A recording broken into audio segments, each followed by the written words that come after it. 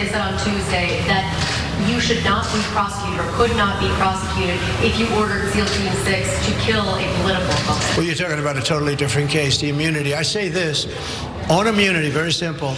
If a president of the United States does not have immunity, he'll be totally ineffective because he won't be able to do anything, because it will mean he'll be prosecuted, strongly prosecuted perhaps, as soon as he leaves office by the opposing party. If you don't have immunity, you can, you won't be making any decisions, so you have to have it. And I liken it to the fact that police have to have their control back. They have to have respect. And you can always have a bad apple. You can always have something happen. But at the same time, you have to stop crime. When you're asked if your legal team, implying that you are allowed to kill your political opponents, and you're asked, do you agree with that? There is only one correct answer. No. And that is not the answer that he gave. The answer he gave is, got to be able to do stuff. So immunity is really important because, we would just be shut down if we couldn't get away with whatever we wanted. And then he somehow made it worse by going to the bad apple thing, which again, the idea of a bad apple spoiling the bunch, it is one of the weirdest idioms in that everybody gets it exactly wrong with exactly what that is supposed to mean.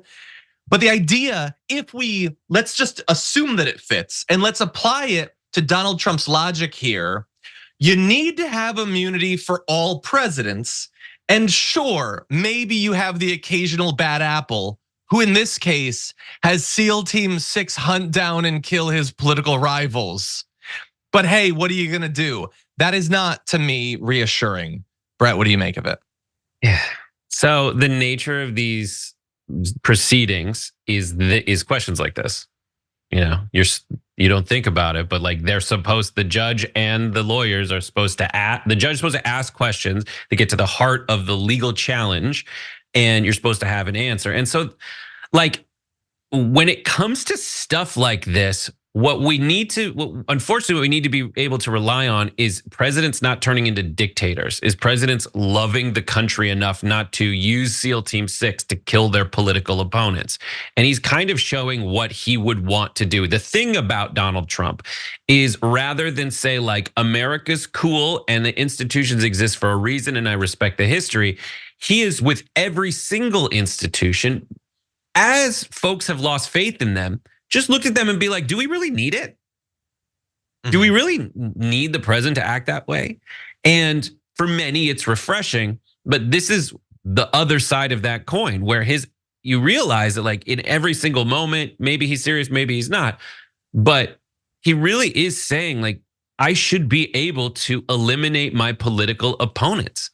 He really did say on the phone, I want you to do me a favor, personally, politically, Zelensky, before I give your country the military aid that may benefit it on a national or an international scale, because he doesn't respect the international world order or whatever you want to call it. He only respects what means what he gets to do what he wants to do. And in that scenario, he's genuinely arguing. I mean, a lot of people are mischaracterizing the specific nature of the interaction, but Donald Trump kind of reveals what his upshot of it is, which is, I should be able to do whatever I want because I'm the president. Like, it's good to be the king. Yeah, and look, whenever he is questioned about something like this, we need to remember that, of course, this is not the first time that we've heard him opine on this subject. He has for when was 45 years now. He has been asked, is political violence acceptable? Should your base kill people?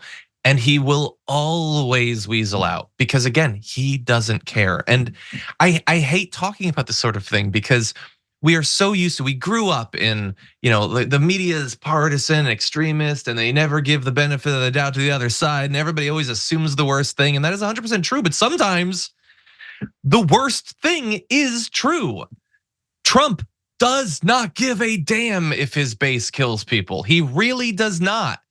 We have to say that because if we don't, then we might end up with him in power again. If we don't acknowledge it, if we shy away from that. But in saying it, we seem crazy. We seem as crazy as the people on Fox News saying that Democrats are pushing for abortions after birth and things like that.